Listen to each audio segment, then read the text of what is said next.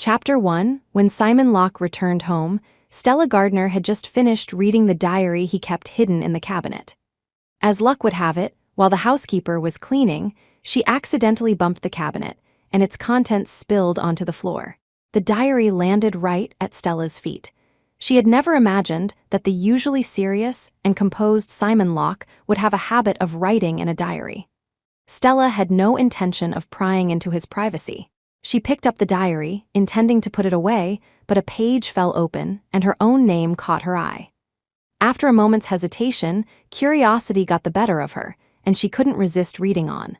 "She's the girl most like Clara I've ever met. Whenever I see her standing by the window in the white dress I bought her, I feel like I'm seeing Clara. Today, I bought her Jasmine, Clara's favorite, but watching her smile as she held the flowers, all I could see was Clara's face. When I talk to her, when I hold her, when I kiss her, my heart is full of Clara." Every word, every sentence was filled with genuine emotion, yet each one pierced Stella's heart. Stella looked at his flamboyant handwriting in the diary, tears streaming down her face as she laughed. Their 5 years of love felt like a joke. It turned out she was merely Clara Jennings's substitute. In the 5 years she had been with Simon Locke, he had doted on her, cherished her deeply. So she had naturally assumed he loved her as much as she loved him, more than life itself. She never knew that the person in his heart, from beginning to end, had only ever been Clara. Clara was his younger brother Ethan Locke's fiancée. He couldn't have Clara, so he had tricked Stella into being her stand-in.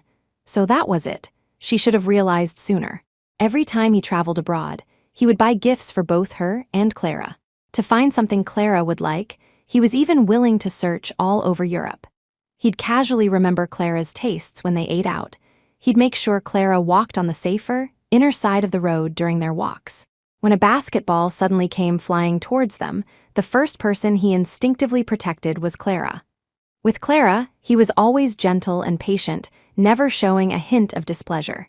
She had been too slow, too unobservant. For 5 years, they had lived together, and she had watched him shower Clara with meticulous care, yet she had remained completely in the dark. Simon Locke arrived home an hour later. By then, she had placed the diary back in the bookshelf, acting as if nothing had happened. She sat by the window, silently gazing at the scenery outside. Seeing her pale face, Simon Locke frowned, stepping forward a little nervously to embrace Stella. "You don't seem to be in a good mood. I bought you fresh jasmine and a white dress. Hurry and try it on, see if it fits." White dresses again, jasmine again. The gifts he had consistently given her for 5 years were all favorites of Clara, the idealized love of his heart. Stella had never liked jasmine, nor did she like white dresses. Stella yearned for freedom. She loved red and adored passionate, fiery red roses, but he always said, "Stella, I think you look better in white. Stella, why don't you grow your hair long? Jasmine suits you better than roses. It's fresh, elegant, and gentle, just like you." For 5 whole years, he had been looking at another woman through her. Recalling their first meeting, the stunned admiration in his eyes when he looked at her, it had never been for her. Simon Locke held Stella in his arms, but she only felt a deep chill. The coldness spread through her entire body, leaving her unable to move. She had loved him for 5 whole years. During those 5 years, she had constantly been building a blueprint for their future happiness. But Simon Locke had dealt her a devastating blow, completely destroying all the love she had for him. After a moment of silence, Stella subtly pushed him away. "I'm not feeling well, I won't try on the clothes." Simon Locke, concerned, reached out and touched her forehead. "Have you caught a cold? Should I call Dr. Roberts?" She shook her head. "It's nothing, I'll be fine after some sleep." Simon Locke still looked worried. He helped her to bed, asked the housekeeper to bring hot water, and carefully tucked her in. Stella looked up at his refined jawline, unable to tell if his current concern was genuine affection or a mere act. 1,000 scenarios of confronting him flashed through her mind, along with his possible reactions. Would he be angry, sad, regretful, or completely indifferent? Probably the latter. After all, to him now, she was no different from a toy he was slightly fond of. No matter how she retaliated, the pain she could inflict on him wouldn't be even a millionth of what she had endured. She loved him, which was why she was so heartbroken to find out she was a substitute. But he didn't love her. Therefore, Only if Simon Locke fell in love with her would he understand the heart-wrenching pain of being hurt by the one you love most. An idea spontaneously arose in her mind. Simon Locke, heartbreakers like you will get what you deserve. Late that night, she set a 30-day countdown on her phone. She would use these 30 days to make Simon Locke fall completely in love with her. And then, she would abandon him mercilessly. Chapter 2 That night, Stella Gardner barely slept a wink. Whenever she closed her eyes, she saw the pages of the diary, filled with Simon Locke's unspoken love for Clara Jennings. Reflecting carefully, she finally realized she had been living according to Simon Locke's preferences all these years. Wearing the white dresses he meticulously chose for her, keeping her hair long as he liked. When she was oblivious, she could endure it. But now, Stella didn't want to live like that anymore. She wanted him to see the real her. While Simon Locke was out, Stella went to a hair salon. When Stella announced she wanted to cut off her waist-length hair, the stylists were reluctant, confirming with her repeatedly. "Miss, your hair is so long and straight. It would be such a pity to cut it. If you want to change, we can create a different style for you." Stella looked at her gentle reflection in the mirror, even her eyes now tinged with tenderness. After a brief moment, she firmly refused. "No need, just cut it as I asked." Returning to the Locke residence, Stella had the housekeeper pack up all the white dresses in her closet and throw them out. She then changed into various brightly colored outfits according to her own taste. Next, she tossed the jasmine from the vase into the trash and replaced it with a large bouquet of fiery red roses she had just bought, placing them on the coffee table in the living room. Looking at herself as if she were a completely different person and the newly styled house, Stella smiled with satisfaction. This was her style, Stella Gardner's style, glamorous and flamboyant. That night, when Simon Locke returned, he saw a Stella who looked like a completely different person, a Stella who no longer resembled Clara. A flicker of displeasure crossed his face. "Why the change in your style of dress? And the flowers in the living room, why did you change those too?" Stella smiled, hooking her arm through his. "What's wrong? Don't you like it?" Simon Locke casually tucked a strand of hair behind her ear. "I like you no matter what, but solid colored dresses suit you better. They make you look purer, like Clara." He mentioned Clara as if unintentionally, his eyes softening. Stella's heart trembled as if a sharp blade had been plunged into it. It hurt, truly hurt, but it was okay. She would get used to it. She stubbornly turned her head, her gaze firm as she looked at him. "But I don't like plain dresses, and I don't like white jasmine." Simon Locke was slightly stunned, seemingly surprised by her gaze. A moment later, he gently embraced her as usual. "All right, as long as you like it." From that day on, Stella wore her favorite red dresses every day and filled the living room with red roses. She thought that perhaps in the future, whenever Simon Locke mentioned red roses, he would remember her name. She really wanted to know if, someday in the future, when Simon Locke thought of her, he would picture the gentle, pure image of her in a white dress like Clara, or the passionate, unrestrained, and flamboyant woman she was now. 3 days later, it was Simon Locke's birthday. On that day, everyone in the Locke family attended his birthday party, and Clara, the one he constantly longed for, finally appeared before him. As expected, she wore a white sundress and a pair of white sneakers, the epitome of purity. Seeing Simon Locke and Stella, she smiled and greeted them. "Simon, Stella." Stella glanced sideways at Simon Locke. He was as calm and composed as usual, casually chatting with Clara about everyday things. But only Stella knew how elated and joyful his heart was at this moment, being close to the woman he loved. During the dinner, Mr. and Mrs. Locke kept urging Ethan and Clara to set a wedding date. Clara giggled, resting her head on Ethan Locke's shoulder, her eyes holding no one else. "That depends on when Ethan is willing to marry me." "I've been ready to be Mrs. Locke for a long time." Hearing this, Simon Locke's hand trembled involuntarily, nearly spilling the red wine in his glass onto the table. Chapter 3, he frowned, displeased, and downed glass after glass of wine. Beside him, Clara Jennings coughed, and Simon Locke immediately looked over, concerned. "Is the window open? Is it too drafty?" He quickly gestured for a servant to close the window and thoughtfully poured her a glass of hot water. Clara casually pulled a box from her pocket and placed it in front of Simon. "Simon, this is your birthday gift. I've been so busy lately, I could only grab something from a street vendor after work. I hope you don't mind." Happy birthday. It was a rather childishly wrapped package, clashing with Simon Locke's impeccably tailored suit. Inside the box was a very ordinary tie. Clara said she'd picked it out casually, and indeed, it seemed she hadn't put much thought into it. He was extremely meticulous about his clothes and accessories, picky to the extreme. If it wasn't custom-made or a famous brand, it wouldn't even catch his eye. But now, holding the tie from Clara, his eyes overflowed with joy. All the gifts were presented to Simon. He thanked everyone, placing the presents, whether expensive or unique, on a nearby table. Only Clara's gift he tucked into his pocket as if he had found a priceless treasure. When it was Stella's turn, she simply smiled and placed a pre-prepared good luck charm in his hand. "You have everything. I don't have much else to give you, except to wish you peace and happiness always." He smiled calmly. "You are my best gift." But after saying this, he casually placed the charm on the table nearby. Stella said nothing, just quietly lowered her head and ate. People around them were discussing a major event from the past 2 days. "Hey, did you see that video? The one that went viral recently, about the person who knelt all the way from the foot of the mountain to the summit for a good luck charm?" "I heard about it. That girl is so devoted. To pray for her boyfriend, she actually went to such lengths." Clara, unable to contain her curiosity, leaned in. "What is it? How come I don't know? Tell me quickly." The others patiently explained. "There's a place called Redemption Abbey on a mountain outside the city. They say wishes made there always come true. But to get your wish granted, you must be sincere. Sincerity means kneeling all the way from the foot of the mountain to the summit.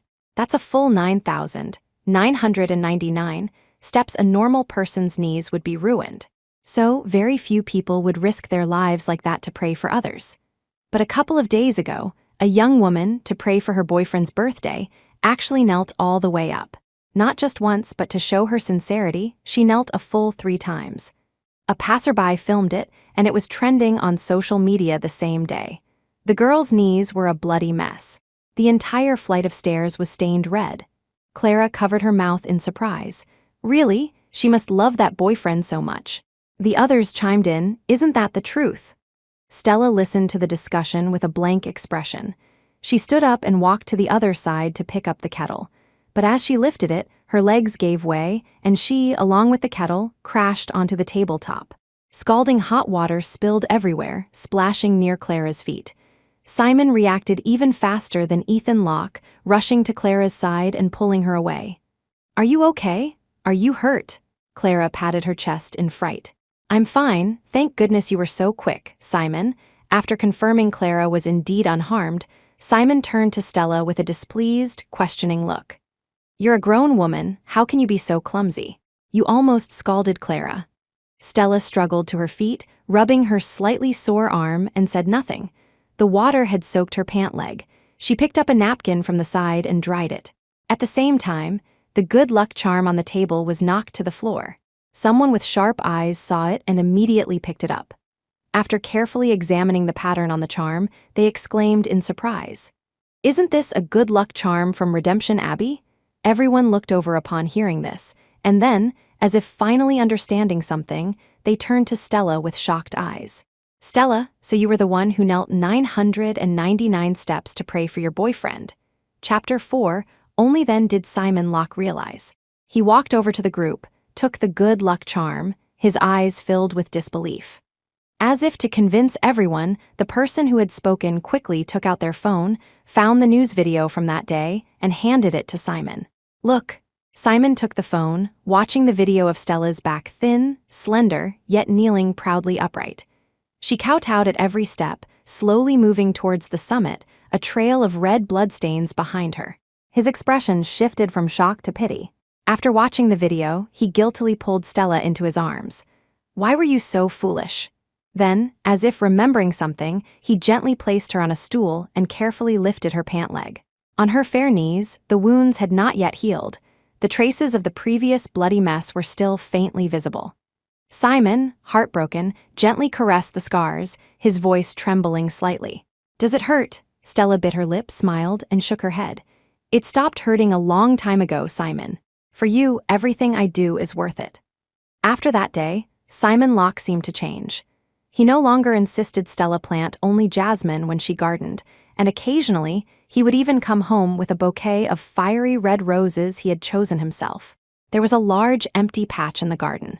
Stella personally weeded it and sowed seeds. Soon, they would bloom. Then, the entire villa would be surrounded by roses as red as fire. This was Stella's love for Simon, as fervent as fire. Stella hoped that even if she wasn't by his side, there would always be people or things to remind him of her. She learned to cook, learned to make soup. Every time he came home after a business dinner, she would personally bring him the soup she had made and feed it to him, spoonful by spoonful. To help him adapt to her cooking style more quickly, she directly relieved the housekeeper of cooking duties. She took responsibility for everything. The old saying goes, to capture a man's heart, you must first capture his stomach. It seemed there was some truth to it. She wanted him to gradually become accustomed to everything about her. On Valentine's Day, Simon Locke specially booked a table at a riverside steakhouse for a candlelight dinner with her. The restaurant was in an excellent location, offering not only a view of the river, but also an overlook of the entire Oralia city. So, on holidays, reservations were incredibly hard to get. As they arrived at the restaurant entrance, they happened to see Ethan Locke and Clara Jennings standing there. Clara looked down, quite disappointed. "Oh, what a shame we can't eat here today." It seemed the two had also planned to dine there, but due to Ethan's oversight, they hadn't made a reservation. Simon looked at the aggrieved Clara, his grip on Stella's hand suddenly tightening. They walked over together and greeted each other. Clara still looked dejected because she couldn't get a table. Simon seemed very anxious. After a moment's hesitation, he frowned and finally spoke. "I made a reservation in advance. Why don't you join us?" Chapter 5. Upon hearing Simon Locke's words, Clara Jennings's eyes instantly lit up. She looked up excitedly, grabbing Ethan Locke's arm. "Can we?" Ethan glanced at Stella Gardner's expression. "Is it convenient, Stella?"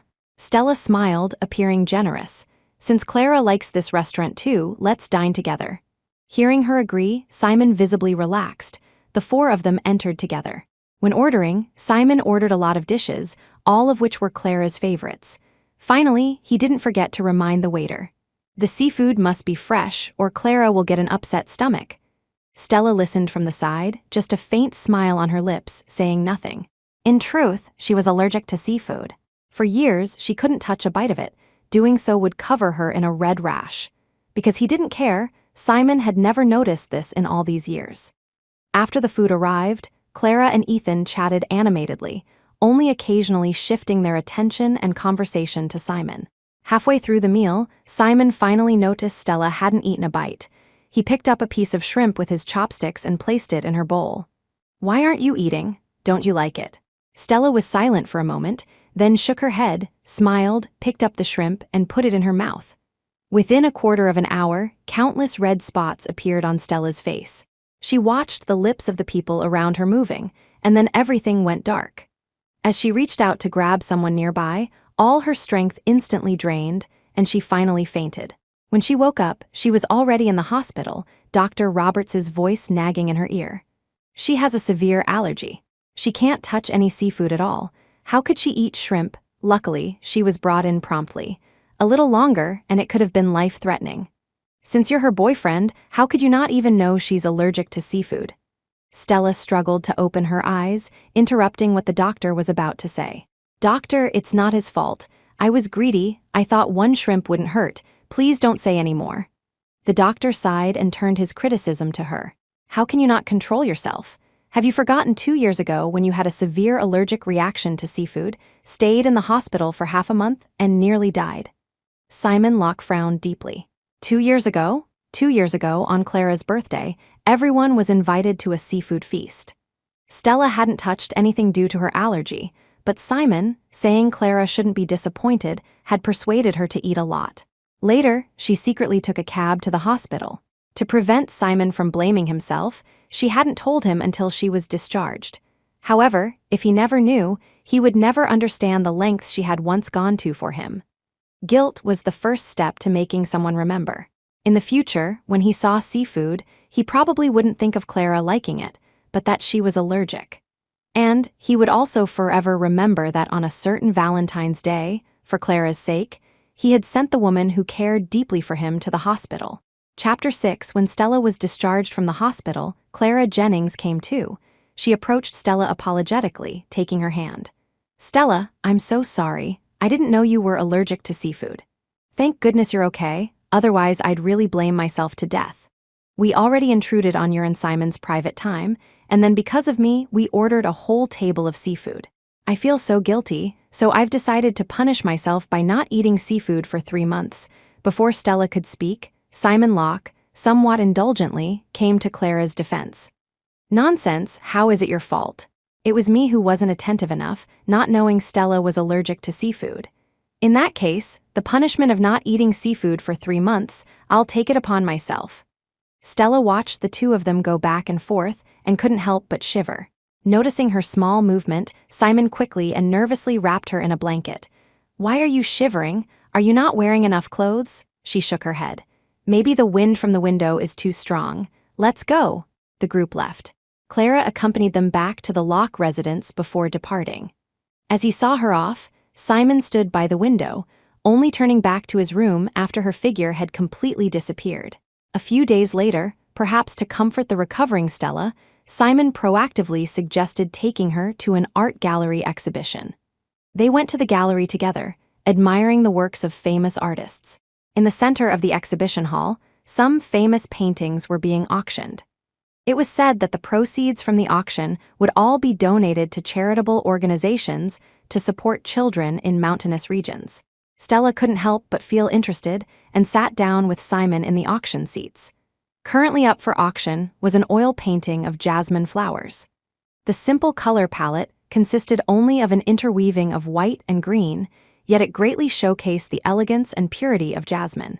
Upon seeing the painting, Simon's eyes instantly lit up, and he was the first to raise his paddle to bid. Stella gave a self-deprecating smile. Jasmine was Clara's favorite flower. She instantly understood whom Simon intended to gift the painting to. People kept raising their price paddles, but Simon would always bid $1 million more than the previous person. After 10 rounds, the others finally gave up. In the end, Simon bought the painting for a high price of $10 million. Everyone marveled at how generous Simon was for charity, willing to spend $10 million on an ordinary oil painting. He smiled but didn't explain. "Money can't buy my happiness, I do as I please." As the auction was about to end, Stella finally saw a painting she liked appear. She turned back with delight, only to see Simon taking out his phone, texting Clara. "I have a gift for you. You'll definitely like it." The smile on Stella's face instantly froze. She impassively turned her face away, not looking at him again. From beginning to end, she didn't utter another word about the art exhibition. Returning to the Locke residence, Stella mysteriously led him to the study. Simon asked with a smile, "What surprise have you prepared? So mysterious." Stella said nothing, just gently pushed open the door. The study was filled with countless picture frames. All the paintings depicted the same thing, jasmine flowers. Chapter 7. Simon Locke was visibly stunned. He didn't know when Stella Gardner had painted so many pictures and carefully framed them. Only then did he finally remember that Stella's favorite flower was clearly roses. He looked at her, puzzled. "Why did you paint so much jasmine? Don't you like roses?" Stella smiled faintly, her eyes full of tenderness. "What I like isn't important. What's important is what you like." Simon frowned, looking deeply at the woman before him. He had always silently devoted himself to Clara Jennings, but he had never imagined that one day, someone would treat him with such sincerity and genuineness. He froze for a long time, then pulled her forcefully into his arms. Stella knew her goal was one step closer. On the 5th anniversary of their relationship, Stella personally drove to Simon's company building to wait for him. Employees coming and going greeted her proactively. Although she didn't come often, everyone knew her identity. Seeing her waiting downstairs for Simon, they inevitably gathered to discuss. "Mr. Locke's girlfriend is so considerate, personally coming to pick him up, standing downstairs for an hour. Yeah, she has such a good temper, doesn't even call to rush Mr. Locke. I see her high heels must be hurting her feet." The talk soon reached Simon's ears. He hastily gathered his documents, and when he came downstairs, saw Stella leaning against the railing, rubbing her slightly sore knees. His eyes were full of apology. Why didn't you just come up to find me? Your knee injury from before hasn't healed, and now you're wearing high heels. It's going to be uncomfortable again tonight." She smiled very understandingly. "It's okay, I didn't want to disturb your work. Today is our anniversary, of course. I wanted to dress up nicely to see you." Simon helplessly ruffled her hair, then led her to the car. They headed to the restaurant together, Simon driving, while Stella silently looked out the window. As the car approached a corner, a truck suddenly appeared from the side, crashing towards Simon's direction without warning. In that critical moment, Stella unhesitatingly unbuckled her seatbelt and tightly shielded him. A sharp pain shot through her, followed by Simon's frantic cries in her ears.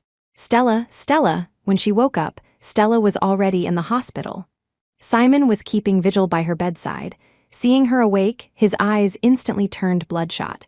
"Stella Gardner, are you trying to get yourself killed? Don't you know, if the wound had been any deeper, you would have bled out?" Stella just looked at him nervously. "Are you hurt?" Simon froze. He hadn't expected that at the brink of death, she would risk her life to protect him. Her first thought upon waking was only whether he was injured. Simon had never imagined that Stella loved him to such an extent. Seeing her lying in a pool of blood, his heart had never been in such turmoil. If she really hadn't woken up, he didn't know how much regret he would feel. He couldn't even dare to imagine that scene. Just the thought of it made his heart ache as if it were about to break. Imperceptibly, he felt his feelings for Stella had changed. She was no longer Clara's substitute. Stella was Stella. At this moment, the affection in his eyes as he looked at her was finally, completely different. Chapter 8. During her hospital stay, Simon Locke treated Stella Gardner exceedingly well. To ensure she could rest peacefully, he booked the entire floor. If she was thirsty, he personally fed her water. If she was hungry, no matter how far away the food she wanted was, he would drive personally to buy it and bring it to her. When Dr. Roberts was changing her dressing, he stayed by her side the whole time, watching her in pain, feeling more distressed than if he himself were injured. The nurses in the hospital, when Simon wasn't around, would secretly gather around Stella and tease her. "Mr. Locke is so good to you. I've never seen a man treat his girlfriend so well. Exactly, he treats you so preciously, as if you were the most fragile treasure. If I could have a man this handsome, capable, and good to me in my lifetime, it would be worth dying for." Stella just smiled. She knew better than anyone the reason for Simon's behavior. Now, he probably felt he owed her for previously treating her as a substitute, which was why he was being doubly good to her. Before, her place in his heart was probably far less important than Clara Jennings's. But after the car accident, her significance and Clara's were likely evenly matched. After a month of careful recuperation in the hospital, she was finally discharged. Simon didn't take her straight home, but went to the place where they first confirmed their relationship. It was the highest point in all of Oralia City, a place where one would be looked up to by everyone. The rooftop was covered with a pink carpet, and thousands of red roses made her face flush. Pink balloons filled the air, and ribbons rained down like confetti, covering the entire city. Under such public gaze, Simon, dressed in a black custom-made suit, knelt on one knee, holding a ring, and proposed to her affectionately. "Stella, marry me. I will love you as I love my own life. For the rest of my life, the most important person in my life will only be you." This was once the scene she had most longed to see, the words she had most wanted to hear. But now, looking at the handsome man kneeling before her, with his exquisite features and extraordinary temperament, Stella felt not a single ripple in her heart. How ridiculous. She had waited a full 5 years for his proposal.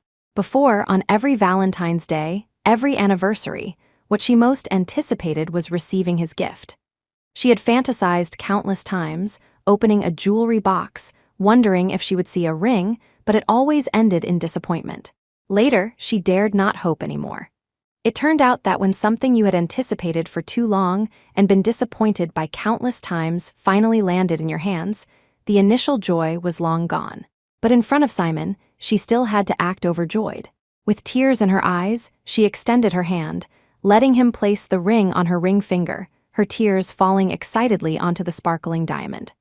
That evening, to celebrate their engagement, Stella personally cooked a large table of dishes. He, who never entered the kitchen, uncharacteristically followed her around, offering to help. But he had never cooked before, The vegetables he cut were thick and coarse, and he almost cut his hand while slicing meat. Stella had to ask him to wait aside and not touch the ingredients anymore. Watching her deft movements, Simon's eyes were full of admiration and tenderness. I never knew before that our Stella was so capable. Chapter 9. Stella Gardner's hand, which was chopping vegetables, paused. She gave a self-deprecating smile. Before, his heart only held Clara Jennings. How could he care about her every move? No matter how much she gave, in his heart, she could never compare to Clara. When all the dishes were prepared and placed on the table, he opened a bottle of red wine. As they sat at the dining table, the atmosphere was just right. Slightly tipsy eyes, dim candlelight, romantic music. But just then, Clara's phone call shattered the tranquility. She said she had sprained her ankle, but Ethan Locke was on a business trip abroad, so she had no choice but to call Simon. After hanging up, Simon was in a hurry to leave. Stella frowned and for the first time spoke up to ask him to stay. "Today is our engagement. Why don't you let Mark go check on her?" Simon instinctively retorted. "No, she's a girl alone at home. It's inconvenient for another man to go." Stella paused, then nodded solemnly. "Yes, I was inconsiderate." Simon quickly explained, "That's not what I meant. Don't mind it. I'll be right back after I take her to the hospital." After saying this, he glanced at her guiltily, but ultimately left without a trace of mercy. Watching his gradually disappearing back, Stella laughed, a bitter yet relieved sound. He wouldn't be back tonight, she had always known. This was where it all ended. As of today, her importance in his heart might be equal to Clara's. But after today, she would become that 100%. What's most precious is always what you can't have and what you've lost. The idealized love within reach, while beautiful, eventually loses its mystique. The completely vanished scar on the heart is the most fatal. Stella took off the engagement ring from her finger, placed it on the table, and whispered mockingly, "Simon Locke, I don't want you anymore." She had fallen in love with Simon because he was affectionate and gentle. In his eyes, there was only her. But now, since this affection was clearly not for her, there was no need for her to stay by his side. She had always been an extremely decisive person. Once she realized the love wasn't pure, she would withdraw without hesitation. First step, make him notice her. Second step, make him care. Third step, make him fall completely in love with her. He must have thought she loved him to death, could never leave him, and was even willing to offer her life for him.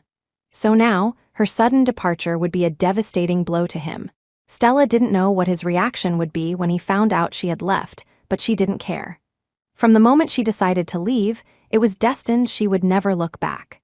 She silently cleared the food, threw it all into the trash can, then slowly went upstairs to pack her belongings. She didn't have many things. In the end, it all fit into one suitcase.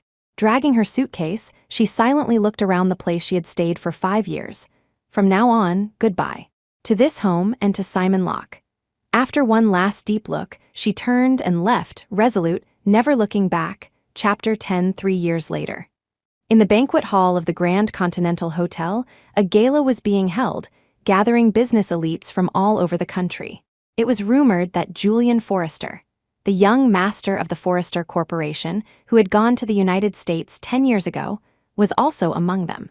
This time, he had returned not only intending to take over the family business in Orlaya City, but also planning to hold a wedding soon with his fiancée, to whom he had been engaged for a year. He was attending this banquet to introduce his fiancée to everyone. Amidst the clinking glasses and lively conversation, Simon Locke sat on a sofa in the corner, his long fingers tapping lightly on the table, looking absent-minded. His assistant, Mark Evans, looked at Simon's gloomy face and sighed helplessly. Since Stella Gardner left 3 years ago, a smile had never once graced his boss's face. Apart from frantically searching for her, nothing else caught his attention. If it weren't for the rose gold script on the invitation that piqued his interest, he wouldn't even have planned to attend this banquet. 3 years. Stella had been gone for 3 whole years. In these 3 years, she seemed to have vanished into thin air, without any news. Suddenly, a ripple went through the crowd. Simon wasn't interested. Today's banquet held no useful information for him, and he was about to get up and leave. Suddenly, from within the crowd, came a familiar laugh. He froze on the spot, then abruptly pushed through the crowd, rushing towards the sound of the laughter. Finally reaching the center of the crowd, he saw the familiar face at a glance. 3 years had made her look more sensual and mature. Her long, curly hair fell naturally on her shoulders, and her red lips were like a flame, instantly igniting his heart. Stella Gardner, it was his Stella just as he was about to step forward and greet her. A long, strong arm suddenly reached out, pulling her straight into an embrace. The man held the woman in his arms, a smile playing on his lips. "Allow me to introduce you all. This is my fiancée, Stella Gardner." Stella smiled faintly. Her stunning red dress made her skin look as white as snow. She snuggled into the tall man beside her. The man was exceptionally handsome, and they looked like a perfect couple. "Hello," Stella extended her hand, greeting him gracefully and appropriately. Simon Locke stared at Stella's outstretched hand, his eyes filled with disbelief. He didn't even know if he should go up and shake it. He had no idea how long he had been searching for Stella. Now, seeing her standing right in front of him, he actually felt a little hesitant. Simon didn't know how awful his expression was. He could only hear the surrounding crowd murmuring. He finally extended his hand and took Stella's. "Hello," Simon heard himself say hoarsely. Stella's hand was as dry and warm as before, but much smoother, showing that she had clearly lived well these past 3 years. Simon held Stella's hand tightly, unwilling to let go. It was Julian Forrester who reached out and separated their hands. He confronted Simon directly. "Excuse me, sir, you've been holding my fiancée's hand for a bit too long." Julian's expression was cold, showing Simon no courtesy at all, and he was about to leave with Stella. Stella's face was calm, showing no joy of reunion after a long separation from Simon. Instead, she looked at him as if he were a stranger. Simon couldn't bear Stella looking at him with such a cold gaze. Countless sleepless nights, he had tossed and turned, thinking about Stella. Wondering if Stella was being wronged somewhere, wondering if something had happened to Stella that made her leave. He had considered countless possibilities, but had never thought that Stella had fallen in love with someone else. Chapter 11. Stella Gardner, I miss you so much. Don't leave again, okay? Simon Locke's eyes were filled with hurt. He followed behind Julian Forrester and Stella, selectively ignoring Julian. Before Stella could say anything heartless, Julian stepped in front of her, his eyes deep, and said, "Sir, are you trying to oppose me, Julian Forrester? How dare you covet my fiancé? Ha, fiancé. I was engaged to Stella 3 years ago. The ring I'm wearing is our engagement ring." "Who do you think you are?" Simon completely disregarded Julian. In his eyes, Stella loved him so much, loved him enough to do so many things for him. How could she have changed her heart so easily? It must be Julian. Julian must have forced her for a moment. Everyone was discussing animatedly. But some sharp-eyed people noticed that the rings on Julian's and Stella's hands were clearly a matching pair. Stella stepped forward, walked to Julian's side, intertwined her fingers with his, her eyes crinkling with a smile, completely ignoring Simon's agitation. "Mr. Locke, we are in the past. Please don't say anything misleading to my fiancé. We have a very good relationship, and I don't want him to get jealous." After Stella finished speaking, she smiled, linked her arm with Julian's, and gracefully left. Stella wasn't lying. When she loved someone, she always loved them wholeheartedly, never compromising her feelings. And when she no longer loved, she would absolutely withdraw without a shred of mercy. Simon seemed to have never seen this side of Stella, a Stella whose heart and eyes were completely filled with another person. His heart felt as if it had been brutally torn open, dripping blood, with a cold wind whistling through it. He wanted to chase after them, but he didn't know what reason he could use. The ring that belonged to Stella was strung on a chain and worn around his neck, placed closest to his heart. Simon pulled the diamond ring out from under his collar. He had originally planned to put the ring back on Stella's finger when he saw her again. He had thought it all out. He would pour out his heart, prove to Stella that he had truly fallen in love with her. But now, Simon stood there blankly, unable to find a suitable reason to make Stella stay. It had only been 3 years, yet it felt like 3 lifetimes. Simon had never thought that one day Stella would stand beside another man, speaking to him sweetly. When Simon came to the banquet today, he had heard that Julian was about to marry his fiancée. He hadn't thought much of it at the time. It wasn't until just now that he realized the envied Miss Fiancée was his Stella. He heard the laughter and chatter of the people around him. And it felt as if they were all mocking him, mocking him for losing the person he loved most. Simon stared blankly in the direction Stella and Julian had left, downing glass after glass of wine. Only when his consciousness became hazy did he dare to let tears fall, under the cover of drunkenness. Seeing Simon despondent, Clara Jennings, holding her husband Ethan Locke's arm, asked with some concern, "Simon, are you okay? Drinking so much is bad for your health." In just 3 short years, Clara had married Ethan. Simon, his eyes blurry with drink, looked at Clara in her white dress. He only felt an unbearable frustration with no outlet. Get lost, you're nothing like her. Chapter 12. Clara Jennings was almost frightened by Simon Locke's demeanor. Ethan Locke thankfully steadied her. "Simon, what's wrong with him?" "It's nothing, same old story. You go rest over there. I'll have his assistant take care of him," Ethan reassured her. Ethan knew Simon's state all too well. It was undoubtedly because of Stella Gardner. Mentioning Stella, Ethan couldn't help but sigh. She and his brother had been so in love before. He didn't know what had happened for her to suddenly disappear. Ethan and Clara had arrived late, so they naturally hadn't seen the confrontation between Simon, Julian Forrester, and Stella. Simon's heart ached. He couldn't have Clara before, and now even Stella belonged to someone else. But this time, he truly regretted it. He really didn't want to give up again. Without Stella, his entire life felt barren, like stagnant water, incapable of any ripple. Simon deeply regretted his past self, hating that he hadn't cherished Stella properly. It was only after Stella had left the country that he discovered his diary had been disturbed. Simon had a habit of placing a bookmark where he last left off. The bookmark would have the date written on it, so Simon could tell at a glance if it wasn't in its original place. Stella had known all along she was a substitute. Simon couldn't imagine how heartbroken she must have been at that time. Actually, Simon desperately wanted to tell her that since she appeared, the number of times he wrote in his diary had decreased, and his obsession and affection for Clara had also lessened. If only Stella had waited a little longer, given him a little more time, he could have loved her wholeheartedly. Simon took another gulp of wine, his palm tightly clutching the diamond ring. All he could see was the glaring image of Stella and Julian, fingers intertwined, their matching rings touching. The bitterness in his heart almost overwhelmed him. He didn't want to give up drunk. Simon patted his assistant Mark Evans's arm. Investigate Julian Forrester. Find out where Julian Forrester and Stella Gardner went." He shook his throbbing head and continued. "Have someone send over all the roses from the manor. I want to confess to Stella. I want to tell Stella what's in my heart." Simon's somewhat unreasonable request made Mark hesitate, but he had no choice but to do it. Stella was taken by Julian to the revolving restaurant at the top of the hotel. Large, almost transparent floor-to-ceiling windows offered customers an excellent view of the river. The revolving restaurant had been booked out by Julian. All staff were serving just the two of them. The light, slow melody was enough to soothe any inner turmoil. Julian pulled out a chair for Stella, then took his seat, clapped his hands, and a line of waiters began serving dishes in an orderly fashion. The dishes weren't entirely the Western cuisine they had grown tired of abroad. Some were Stella's favorite home-style dishes. "Well, do you like it?" Julian's eyes were gentle and lingering.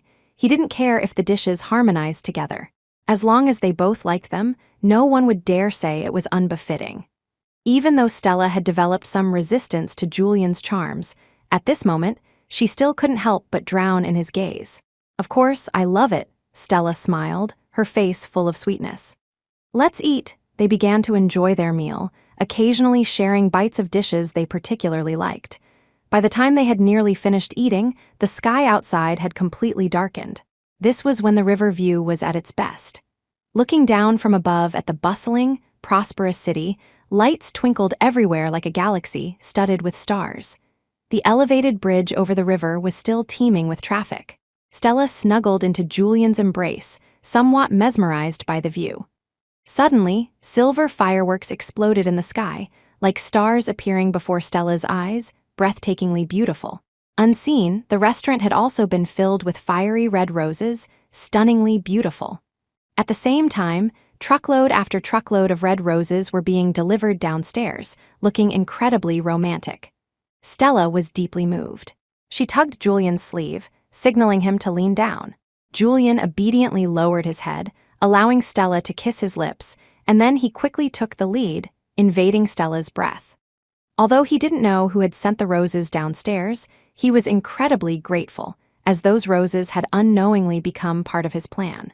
Julian and Stella were locked in a passionate kiss for a long time before he finally released the breathless Stella. What they didn't notice was that Simon had been standing in a corner, watching them for a long time. "Mr. Locke, should the roses be brought up?" A delivery worker stepped forward and asked, noticing the roses already strewn everywhere, looking somewhat at a loss. This question successfully broke the quiet atmosphere. Simon, his eyes bloodshot, roared, "No need get lost." At once, Julian and Stella both looked at Simon. They watched Simon's pathetic state with great interest. Chapter 13, Julian Forrester wrapped his arm around Stella Gardner's waist, a slight smile playing on his lips. "What, is your ex always this ill-tempered?" His eyes crinkled, like a sly fox wagging its tail. Stella glanced at Julian and said casually, "Perhaps he's hit menopause." They paid Simon Locke no mind at all. Stella had told Julian about Simon when they first became acquainted. Julian knew Stella's personality very well and naturally believed her. Simon watched the intimate display between the two, feeling a chill permeate his entire being, his heart twisting as if by a knife. He trembled all over. The alcohol made his head fuzzy. He felt as if countless Stellas and Julians were standing before him. "Enough," Simon shook his head in distress, groaning. His eyes were filled with hurt as he looked at Stella, like a homeless stray dog. Simon pleaded humbly, "Stella, don't be so cruel. Look back at me, please. Give me a chance to explain, please." He continued, talking to himself, "I fell in love with you long ago. I stopped loving Clara Jennings long ago. I've treasured all your things, I remember all your preferences. Don't give up on me like this, please." Simon was in agony. He stepped forward, trying to take Stella's hand, wanting to place the diamond engagement ring in her palm, trying to prove his words were true. Stella just watched coldly, not a ripple of emotion in her heart, even feeling a slight urge to laugh. "Simon Locke, the heartache you're feeling now isn't even a fraction of what I felt back," then Stella thought. How pathetic when she was right there beside him. He never knew how to cherish her. Now that she had finally gathered enough disappointment and left, he wanted to win her back. "Where in the world could such a convenient thing happen? Simon Locke, no one will wait for you forever in the same place," Stella said coldly, effortlessly dodging Simon's attempts to cling to her. "Give up. I stopped loving you long ago. By the time I decided to leave, I had completely stopped loving you." Stella's utterly cold words were like blades, slapping Simon across the face. Though they were just a few light words, Simon felt as if he was being crushed, unable to breathe. Simon was experiencing heart-wrenching pain every single moment. He didn't know how things had turned out this way. It seemed he was always late in realizing his feelings, then falling into endless regret. "No, it's not like this, Stella. You're lying to me, aren't you? Is this a test you're putting me through?" Simon forced a smile. Seeing this, Stella only felt bored. Sensing Stella's sentiment, Julian intervened, blocking Simon. "That's enough of your pestering. Mr. Locke, please don't disturb my fiancé and me on our date." Julian paused, then continued. "If Mr. Locke is so concerned about our affairs, then, in a few months, you mustn't miss our wedding, oh." With that, Julian tilted his chin up, and immediately, waiters escorted Simon out. Chapter 14, the waiters were Julian Forrester's subordinates, so they naturally didn't need to show Simon Locke any courtesy, unceremoniously dumping him on the ground. Simon staggered to his feet, his eyes full of unwillingness. He buried himself in the roses, as if this way he wouldn't be separated from Stella Gardner. His assistant, Mark Evans, stood by, shook his head, sighed, and still diligently took Simon back. "If I'd known it would come to this, why did I even bother starting?" Mark muttered to himself. Of course, he would never dare say this in front of Simon. The next day, bright daylight filled the room. Simon rubbed his throbbing temples, his eyes full of irritation. The scent of Stella in the room had long since dissipated. Yet Simon was still trying to find a similar scent to simulate the feeling of Stella still being there. In the 3 years since Stella left, Simon suddenly realized that, unbeknownst to him, traces of Stella were everywhere in his life. The food was the same, but he could never replicate Stella's taste. The jasmine flowers that were once everywhere had long since disappeared, replaced by bright and dazzling fiery red roses. The idealized Clara Jennings had unknowingly become plain rice before his eyes, while the unforgettable Stella, the one he could never obtain, was deeply etched on his heart, impossible to erase. Simon tried to imitate Stella, cooking himself a pot of porridge according to the steps he remembered. But no matter how he ate it, the taste was not what he remembered. Simon only ate a few bites before completely losing his appetite. He took out the good luck charm from his chest pocket, stroking it gently, as if reminiscing through it about the stubborn girl who had sought it for him. Although the owner of the charm had taken great care to maintain it, perhaps due to being taken out too many times, the charm had inevitably frayed at the edges and aged considerably. Simon's eyes welled up as he remembered Stella kneeling step by step to get the charm for him. He suddenly thought, if he too, like Stella once did, sought a good luck charm for her, would she soften a little? With this thought, Simon immediately changed his clothes and drove to Redemption Abbey. It was a weekday, but there were still many people burning incense at Redemption Abbey. Amidst the bustling crowd, Simon seemed less conspicuous. Most people who came to Redemption Abbey to burn incense had something to pray for, so they paid little attention to their surroundings. At the foot of the mountain, only a few people, intending to kneel step by step up the 9,999 steps to obtain a charm, attracted some attention. Simon stood at the foot of the mountain, gazing at the steps that seemed to stretch into the clouds. He couldn't imagine how Stella had persevered to climb them. Just looking at it was daunting. Perhaps to test one's character, each step at the foot of Redemption Abbey Mountain was steeper than normal. Even regular climbing required extra care. Fortunately, the safety measures on the side were well implemented. Everyone had a rope tied around their waist, secured to the handrail. Even if one accidentally fell, they wouldn't roll all the way down. Simon touched the good luck charm in his chest, trying to draw strength from it. He cast aside his pride and in front of everyone solemnly knelt. Then, slowly but firmly, he began to climb, kneeling at each step. This path was truly arduous. Even for Simon, a strong adult male, it was exhausting by the halfway point. Simon counted each step he climbed. At some point, the few people who had started kneeling and climbing with him gradually gave up. Only he, gritting his teeth, pushed on with sheer determination. He thought, since Stella could climb to the summit and get a charm for him, what couldn't he do? Chapter 15, Simon Locke knelt at every step. Unknowingly, he was gradually approaching the summit, able to see the shadow of Redemption Abbey in the distance. His knees were long since scraped raw, the knees of his sweatpants torn. His entire body was drenched in sweat, as if he had just been pulled from water. Only by experiencing it himself could Simon truly understand Stella Gardner's dedication.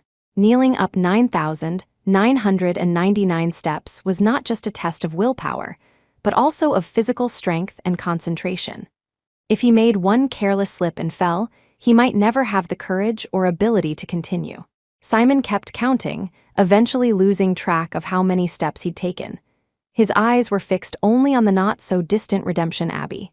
Finally, as the temple bell chimed, Simon reached the summit. He knelt weakly at the entrance of Redemption Abbey. Several young monks quickly helped Simon up and led him aside to rest. A monk with completely white eyebrows approached Simon, murmured "foolish child," and placed a good luck charm in Simon's hand. Simon's consciousness was hazy. He could only feel something in his palm, about the size of a good luck charm. His pale lips moved, weakly uttering a few words. "Thank you, thank you." Undoubtedly, Simon's journey of kneeling up Redemption Abbey was also filmed by many passing tourists, and the video instantly went viral. After receiving the abbot's good luck charm, Simon rested briefly, then said he wanted to go down the mountain. The young monks had to forcibly stop him to apply medicine before reluctantly letting him go. Going down the mountain was much easier than going up. One only needed to pay for a cable car ride. As soon as Simon got down the mountain, he immediately wanted to rush to see Stella. However, sitting in the car, he felt somewhat lost. He didn't know where Stella was now. Fortunately, his assistant, Mark Evans, had checked beforehand and knew that Miss Gardner was now working at the Forrester Corporation. Looking at his boss's disheveled state, Mark kindly suggested, "Mr. Locke, would you like to change your clothes before going to the Forrester Corporation to find Miss Gardner?" "No, now." "Go now." Simon ignored Mark's advice. He was anxious for Stella to see his determination, to see the good luck charm he had specifically sought for her. Seeing this, Mark sighed and started the car towards the Forrester Corporation. "Sir, may I ask who you are looking for? Do you have an appointment?" The receptionist at the Forrester Corporation did not look down on the wretched Simon, but asked politely. Simon leaned against Mark, weakly saying, "I am Simon Locke. I don't have an appointment. Help me find Stella Gardner." Simon's current appearance was indeed somewhat frightening. To prevent any incidents in the company, the receptionist quickly called emergency services and informed Stella after checking. Hearing it was Simon looking for her, Stella's first reaction was to refuse. She didn't want to see Simon again, didn't want to continue this meaningless entanglement with him. Even hearing that Simon's knees were badly injured, Stella felt no softening of her heart. She directly asked the receptionist to stall him until the ambulance arrived. The receptionist asked Simon to sit aside and wait for a moment, poured him a glass of water, and said Stella would be down shortly. Perhaps excitement had clouded Simon's judgment. He didn't realize this was a delaying tactic. After waiting for a while, Stella still hadn't come down. He had calmed down considerably. Coincidentally, the ambulance arrived at this time. Simon also knew the receptionist had called it for him. He had no choice but to go to the hospital first.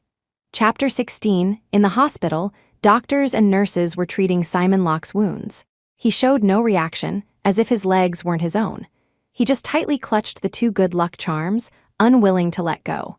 Clara Jennings and Ethan Locke heard about Simon's situation and saw the news. Confused, they came to persuade him. They really didn't understand. Stella Gardner had been gone for so long, they had clearly broken up, and she had started a new relationship. Why did their brother still have to go through so much pain to get a good luck charm for her? Although they didn't know why Stella had left back then, they were ultimately on Simon's side and naturally spoke up for him. After his wounds were treated, Simon lay on the hospital bed, holding the two charms, his eyes uncontrollably turning red. "She doesn't want to see me," Simon said self-deprecatingly. Clara gently tried to console him. "Simon, you're such a good person. If Stella doesn't like you, it's her lack of judgment. You deserve better. How about I introduce you to someone?" Clara was just using her usual method of persuasion, but she didn't expect it to displease Simon. Instead, it ignited his anger. "Out both of you, get out. I don't want to see you. How could Stella not like me?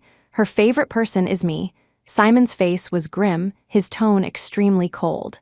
Ethan and Clara had never seen Simon like this before. Ethan, while agreeing with Simon, "Yes, Stella likes you the most," led Clara out of Simon's hospital room. Unbeknownst to them, Ethan and Clara couldn't even get a pleasant look from Simon anymore.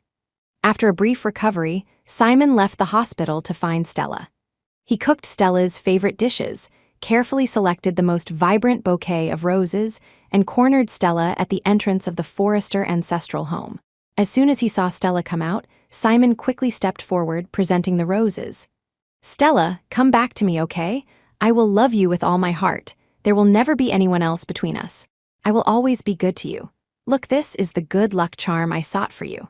From now on, they are a pair." Saying this, he opened his other hand, revealing one new and one old good luck charm in his palm. Simon's face was earnest, but he completely disregarded the setting. This was the entrance to the Forrester ancestral home, and Stella was Julian Forrester's fiancée. Simon's actions undoubtedly put Stella in a difficult position, showing no consideration for her feelings. "The good luck charms are nice, but you're not worth it." Stella ignored Simon's flowers and charms. She took out a red, gold-embossed invitation from her bag and placed it in Simon's palm, covering the two charms. "This is the wedding invitation for Julian Forrester and me. I hope you won't be absent." Stella finished coldly, then walked with light steps to Julian's side, linked her arm with his, and said with a smile, "What took you so long?" "Something came up. Shall we go?" Julian smiled gently. As he passed Simon, he inadvertently glanced at him, his eyes filled with disdain. Julian possessively pulled Stella closer into his embrace. He didn't think much of Simon at all. A fool who couldn't understand his own heart and even found a substitute. Before starting a relationship, shouldn't one wait until they've completely let go of the previous person? Emotionally, Julian and Stella were very similar. Either they didn't love, or they loved each other wholeheartedly. Their relationship couldn't tolerate even the slightest hint of other intentions. Their love was very selfish. Their hearts were small, small enough to only accommodate each other. Sometimes, Julian even felt a fleeting moment of gratitude towards Simon, thanking him for leaving such a wonderful Stella for him. But more often, it was jealousy. Julian was jealous that a scoundrel like Simon had occupied Stella for 5 years. It had only been a year and a half since they confirmed their relationship. How could Julian not be jealous? Chapter 17. Lately, Simon Locke had been appearing before them too frequently, so much so that Julian Forrester found it rather an eyesore. He decided to find something for Simon to do. Otherwise, if he kept pestering Stella Gardner, how could the two of them even go on dates? After Stella and Julian left, Simon remained standing in place for a long time, the invitation in his hand a glaring, burning red. For a moment, Simon couldn't hold onto the flowers. The delicate blooms fell to the ground, petals scattering. Simon desperately wanted to tear up the invitation in his hand, to pretend he had never received it. That way, he could continue to follow Stella with a clear conscience, be good to her, pursue her, just like Stella had done before. But he couldn't bear to. Stella had handed it to him personally. As if torturing himself, Simon opened the invitation. It read, "Groom, Julian Forrester bride." Stella Gardner, his hand holding the invitation, trembled. He ran his fingers over the groom's name again and again, as if hoping for a miracle that his name would appear there in the next second. Alas, it was ultimately futile. Simon returned home, dejected, clutching the flowers. His knee hadn't fully healed and was still aching faintly, but Simon didn't want to change the dressing. He just wanted to use physical pain to make himself feel more awake. The fiery red roses in the courtyard were planted by Stella herself. Simon couldn't bear to touch them. The flowers Simon sent to Stella all came from another manor, where vast fields of roses were meticulously cared for by his staff. The villa was also filled with gifts Simon had collected over the past 3 years, intending to give them to Stella. Today, Simon sealed the good luck charm and placed it on a shelf. Facing the room full of gifts, he opened a bottle of wine. Only when drunk could Simon feel as if Stella were still by his side. In these 3 years, Simon had encountered many women who resembled Stella, but he always felt something was off. No matter how similar those women were, they weren't Stella herself. And they couldn't compare to his Stella. The so-called substitute was merely a self-deceiving sham by Simon. He should have admitted long ago that he had fallen in love with Stella. Simon collapsed drunk on the floor. Since Stella reappeared, Simon often drank to excess and hadn't been to work seriously for a long time. Fortunately, Ethan Locke was still at the company, so no major disasters occurred. Ethan was still relatively inexperienced and often couldn't see through many things, frequently needing Simon to make decisions. Now, the company had 2 major projects, and Ethan couldn't handle them alone. Helpless, he could only seek Simon's help. As soon as Ethan entered the room, he was overwhelmed by the stench of alcohol, almost making him gag.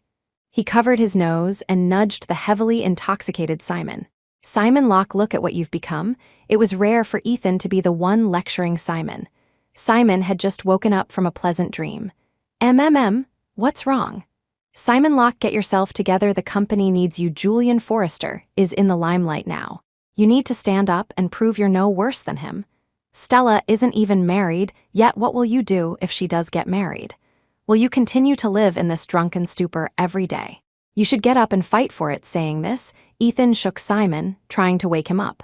Spurred by Ethan's words, Simon finally sobered up. He freshened himself and went to the company with Ethan. The projects were indeed somewhat tricky.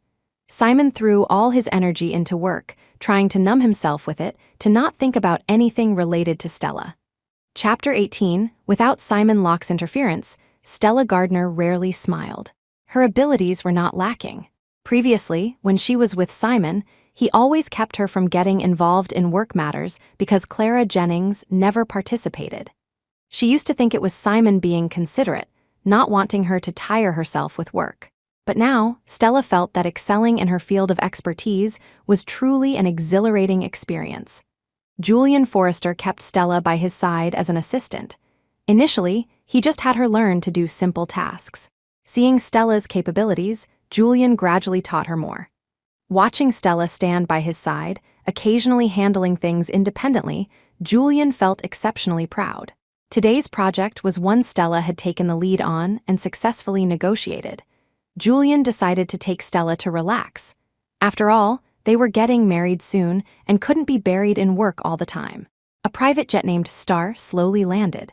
Julian covered Stella's eyes, leading her to the front of the jet before letting go. "Let's go, we're going to the south coast to see the stars." Julian smiled freely, and Stella was infected by his joy. Although this trip was somewhat sudden, Stella was very happy to enjoy it. They held hands and boarded the plane. Julian had prepared everything in advance, so naturally, Stella didn't need to worry about a thing. Simon, taking a rare short break from his busy work, saw a plane flying far away in the sky. Subconsciously, Simon thought of Stella. In the years they were together, he seemed to rarely take Stella out to have fun.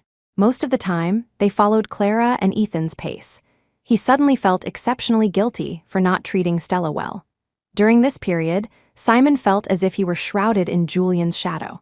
As a competitor, several projects the Locke Corporation was negotiating were snatched away by the Forrester Corporation.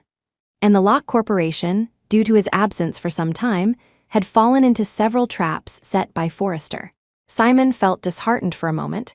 It seemed he couldn't compare to Julian in any way. The only thing he had was the 5 years he had spent with Stella. By the time Simon found out Stella and Julian had gone to the south coast, Julian's private jet had already landed there. It was already evening. A few tourists were still dancing and having barbecues on the beach. Stella and Julian walked barefoot on the sand, their steps sometimes deep, sometimes shallow. The sky over the south coast was not heavily polluted, and the myriad stars were still clearly visible. They walked slowly like this, saying nothing, yet it was exceptionally beautiful. Every day with Julian was fulfilling and happy. Stella never needed to guess his thoughts, to guess whom he truly loved. Because Julian would never pretend in front of her, nor did he deign to. They danced under the starlight, kissed, lay casually on the beach, and randomly pointed at stars, telling made-up fairy tales. Chapter 19. Simon Locke arrived the next day on the earliest flight. He told himself he was just tired from work and wanted to relax, definitely not intentionally seeking out Stella Gardner. But Simon, like a masochist, closely followed Stella and Julian Forrester, yet didn't even dare to stand out openly. Julian led Stella to a female surf instructor and asked with a smile, "Well, dare to try?" Stella loved freedom, extreme sports, and thrilling sensations. She nodded and said, "Okay, you try first, I'll learn." After getting an affirmative answer, Julian grabbed a surfboard, put on safety gear, found the right moment, and rode the waves. In the sea, Julian seemed to merge with the surfboard, becoming a flexible merman, rising and falling with the waves. Seeing Julian's adeptness, Stella's desire to challenge was also ignited. After some simple learning and practice, she also mastered the technique, found the right moment, and prepared to go out to sea. But just then, Simon rushed up and grabbed Stella's arm. "Don't go, it's dangerous." Simon could swim, but facing the vast and mysterious deep sea, he still felt some fear. He always felt that one careless move could lead to being mercilessly swallowed by the sea.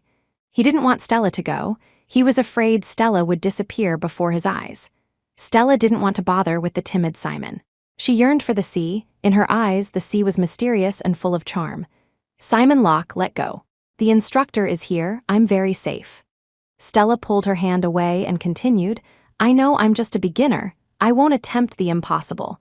I'm just trying near the shore. The safety measures here are very thorough. I won't get hurt." A wave surged forward. Julian rode the wave, smiling and waving at Stella. Under the instructor's guidance, Stella entered the water, testing it bit by bit, gradually moving further from the shore. Simon's heart was constantly in his throat.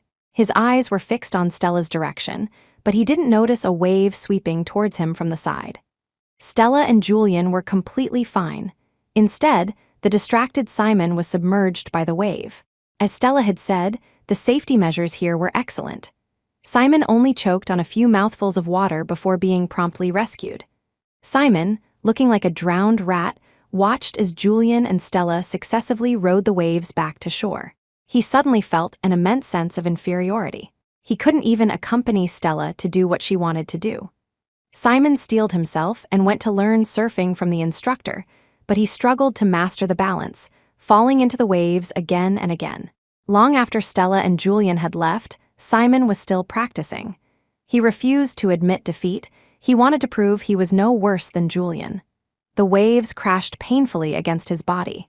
Simon no longer feared the ocean, but he still hadn't mastered surfing. Stella was genuinely there with Julian to have fun and enjoy themselves, but Simon felt that every minute and every second here was more agonizing than being at work. He couldn't stop himself from chasing Stella's shadow, so he could only masochistically follow behind her. Should he give up? But Simon couldn't control his heart. Not give up. But Simon felt as if he couldn't compare to Julian in any way. Simon felt a deep sense of powerlessness. This was something he had never felt with Clara Jennings. He had long forgotten what Clara liked. His body's memory was entirely engraved with Stella's past. Chapter 20, Simon Locke watched as Stella Gardner and Julian Forrester's wedding date drew nearer. He had prepared so many gifts, but none had been delivered. Every time he thought of Stella, he would buy a gift she might like and place it at home. Mr. and Mrs. Locke were extremely worried about their son's state. They introduced him to many girls, but he refused to even meet them, constantly talking about Stella. They even specifically found girls who resembled Stella, but Simon ignored them all.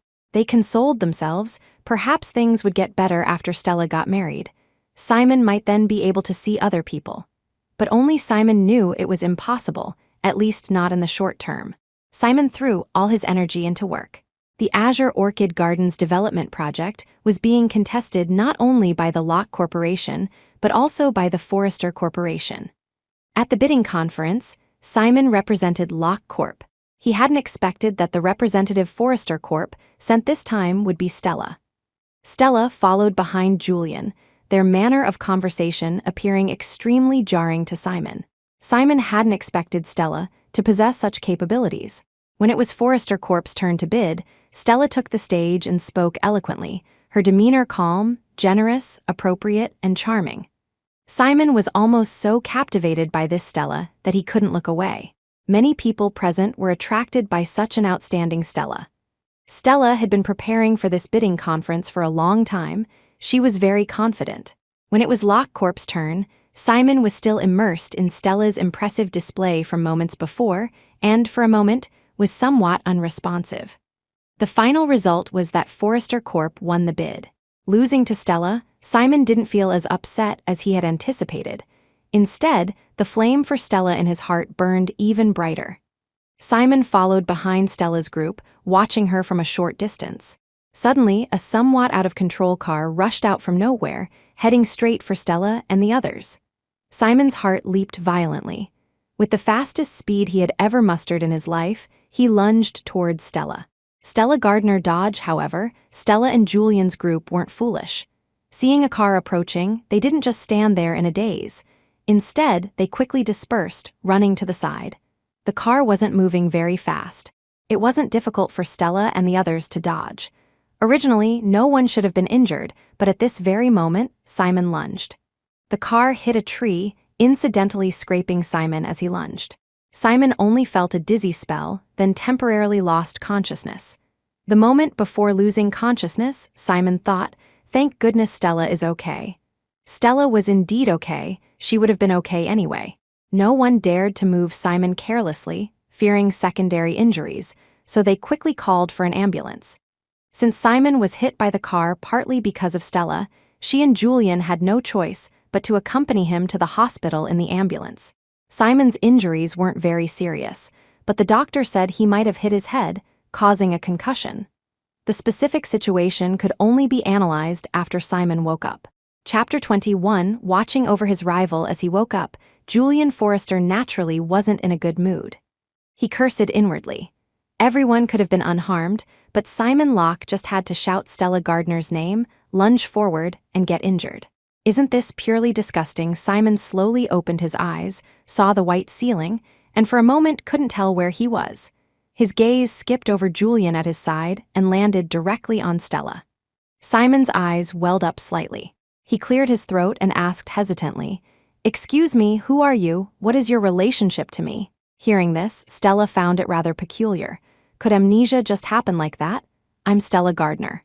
"You don't remember?" Stella walked closer, looking at Simon as if he were a monkey in a zoo. Simon stared blankly and shook his head. I don't think I know you. He tried hard to suppress the bitterness in his heart, telling himself, let it be this way. Just pretend to have amnesia, to not know her. Only in this way could he appear at Stella and Julian's wedding with a clear conscience. Otherwise, Simon was afraid he wouldn't be able to control himself from crashing the wedding.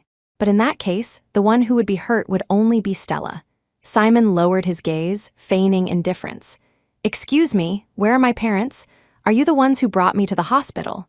Simon had never thought his acting skills could be so superb one day. He tried to deceive himself, telling himself he had lost his memory. Julian scrutinized Simon, a flicker of an unidentifiable meaning in his dark eyes. We are not the culprits who put you in the hospital. We are just kind passersby. The nurse has already notified your family. They should be here soon. Julian wasn't entirely sure if Simon had truly lost his memory, but it didn't matter. If he wanted to pretend, it was best he kept pretending forever. Learning that Simon might have genuinely lost his memory, Stella suddenly found him rather uninteresting. Before, she had been waiting to see Simon's pained and regretful expression. The thought of that scene could make Stella happy enough to eat an extra bowl of rice. But now, suddenly Simon had amnesia. What was the point of all her previous efforts? She couldn't make him suffer anymore. This wouldn't do. As the doctor came to examine Simon, it was confirmed that amnesia was indeed a possibility. Seeing Simon's family arrive, Stella and Julian left. Simon, have you really lost your memory? How much do you remember? Do you still remember your father and me? Eleanor Locke pulled Richard Locke to stand before Simon. Ethan Locke also quickly chimed in. What about me? I'm your younger brother. Do you still remember me? Simon rubbed his temples, looking somewhat helpless. Of course, I remember you all. But this lady? His gaze towards Clara Jennings carried a hint of confusion. Ethan quickly explained that she was his wife. Simon nodded coolly. News of Simon's amnesia soon spread throughout their social circle, with most people knowing the gist of it. Previously, they had been lamenting this young master's obsession with Julian's fiancée. Now that the amnesia news was out, many people's minds started to stir. Seeing her son had amnesia, Eleanor Locke began to arrange for all the servants in Simon's villa to be replaced. She thought, since her son had forgotten everything about Stella, there was no need to keep those things.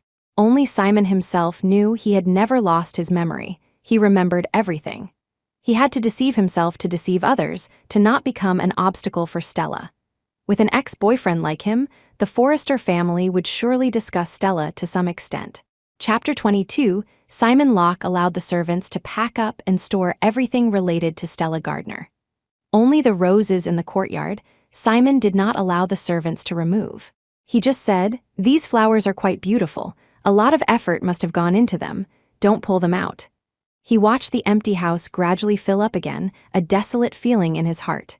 From now on, Simon could no longer use the excuse of thinking of Stella to buy her gifts, place them at home, and imagine her expression upon receiving them. Simon barely slept that night. Stella's wedding day was fast approaching. The red invitation lay on Simon's bedside table, like a guillotine hanging over his head, knowing when it would fall. To make Stella completely believe he had lost his memory and forgotten the past, Simon agreed to the blind dates Eleanor Locke arranged. Today, Simon's blind date was a friend of Clara Jennings, named Penelope Penny White. True to her name, she was gentle, generous, dignified, and beautiful. Eleanor Locke was very satisfied and urged Simon to meet her. And so, Simon, having just left the hospital, was sitting in a coffee shop with Penny, making desultory conversation. Simon had no interest in Penny, and his conversation with her was exceptionally perfunctory. Simon politely took Penny shopping at the mall, but unexpectedly, while waiting for Penny to try on clothes, he ran into Stella and Julian Forrester. Stella was mainly there to buy clothes for Julian. Although Julian himself had good taste, they still needed some matching outfits. Stella held up one piece of clothing after another in front of Julian. Julian, with his tall, long-legged, and perfectly proportioned figure, seemed to look good in anything. Julian would obediently open his arms each time, letting Stella place the clothes in front of him. He even used this posture to deliberately pull Stella into his embrace. They didn't directly have the brand send clothes suitable for their figures to their home. Instead, like ordinary couples, they leisurely browsed, choosing clothes suitable for each other and analyzing together which looked better. Simon sat on a chair waiting for Penny to try on clothes, but his eyes were involuntarily drawn to Stella and Julian. Their intimate way of interacting was something Simon had never experienced. Seeing Stella and Julian about to reach the store he was in, Simon subconsciously pulled Penny, who had just come out and headed to pay. "It's you," Stella noticed Simon and Penny, nodding casually in acknowledgement. Penny also smiled friendly, which counted as a greeting. This wasn't the first time Stella had seen Penny. Back then, she had met her through Clara. Clara, thinking she was being kind, had pulled Stella into their group of friends. But Stella felt she didn't quite fit in with them and had simply made polite conversation. However, she knew that Penny was by no means a simple person, nor was she as gentle and demure as she appeared. Penny had fought her way out of a family full of illegitimate children. Now, she was the only child left in the White family, and the White family was effectively under Penny's control. Such a person was definitely not a gentle, demure young woman. Stella greatly admired Penny and in her heart lit a candle for Simon. Penny was so smart. How could she not know about Simon's past feelings for Clara? And later, Simon's deep affection for Stella she had also witnessed. Now, Penny agreeing to a blind date and getting to know Simon meant she naturally had designs on him. Chapter 23, Stella Gardner smiled. She couldn't care less what happened to Simon Locke. Simon losing his memory and no longer harassing her was the best thing that could happen to Stella. Stella tapped Julian Forrester's palm, and Julian instantly understood her meaning, immediately having his assistant send a wedding invitation to Penelope, Penny, White. Simon remained silent throughout, acting like a backdrop, silently watching Penny. Penny was uncharacteristically wearing a red dress, the cinched waist accentuating her perfect figure. Noticing Simon's gaze, Penny pursed her lips and said, "Well, do I look good?" Simon nodded and coolly replied, "You look good." In truth, Simon hadn't really taken in what the dress looked like or whether it suited Penny. Although his eyes were on Penny, his attention was actually on Stella. He even remembered how many outfits Stella had picked out for Julian. Penny didn't care whether Simon was being sincere or perfunctory. She just needed to prove to a leaner Locke that she and Simon were getting along reasonably well, and that was enough. She had deliberately chosen such an outfit. Sure enough, when a leaner Locke heard that Simon had bought Penny many outfits and even complimented her, she was so happy she couldn't stop smiling. Under a leaner Locke's intentional matchmaking, Simon didn't even know how many times he had, coincidentally, met Penny. Even at Stella's wedding, Penny sat at the same table as him. Stella and Julian's wedding was incredibly grand. Countless drones flew overhead, scattering a deluge of rose petals and painting colorful trails in the sky, transforming the world into a riot of passionate color. Both domestically and internationally, all businesses under the Forrester Corporation, as well as companies cooperating with them, launched various activities on this day. Simply by posting a congratulatory message to Julian and Stella, one could receive various gifts. The entire city was celebrating Julian and Stella's marriage. Even many children were taught a few congratulatory phrases by their parents. The guest-filled venue was also projected with images of shooting stars, making everything seem utterly dreamlike. Mr. and Mrs. Gardner walked Stella slowly down the aisle. Beneath the white veil, her partially hidden beauty was breathtaking. The dress Stella wore was hand-sewn, stitch by stitch, by a professional designer, with crushed diamonds and pearls. Even the patterns on the train were entirely hand-embroidered. Stella's entrance brought the atmosphere at the venue to its peak. Simon sat in a corner watching Stella walk step by step towards Julian. He could barely control his body. Simon involuntarily stood up, touched the ring box and the 2 good luck charms in his pocket. He felt every fiber of his being screaming, go up there no matter how Simon tried to convince himself, he still couldn't control his heart. Chapter 24, he couldn't help it. He was still in love with Stella Gardner. To watch the woman he loved marry another man was an unbearable feeling. Simon Locke's eyes were bloodshot, veins bulging on his neck and arms, his breathing ragged. Julian Forrester and Stella, witnessed by all, solemnly exchanged vows and rings. The wedding ring Julian had prepared for Stella was a rose design he personally participated in creating.